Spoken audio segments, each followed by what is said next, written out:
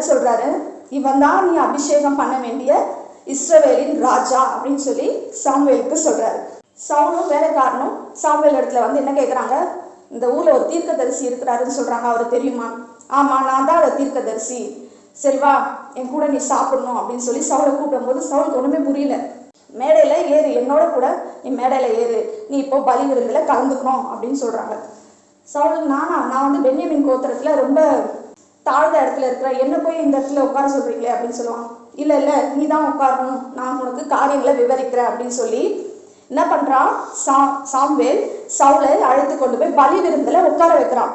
அவனுக்கென்று ஏற்கனவே ஆயத்தப்படுத்தப்பட்டிருந்த இடத்துல கொண்டு போய் சவுலை உட்கார வச்சு சமையல்காரனை கூப்பிட்டு, நான் உன்கிட்ட ஒரு பங்கை தனியா எடுத்து வைக்க சொல்லியிருந்தேனே, அந்த பங்கை எடுத்துட்டு வந்து இவருக்கு வெயி அப்படின்னு சொல்லி சாமுவேல் அந்த சமையல்காரங்கிட்ட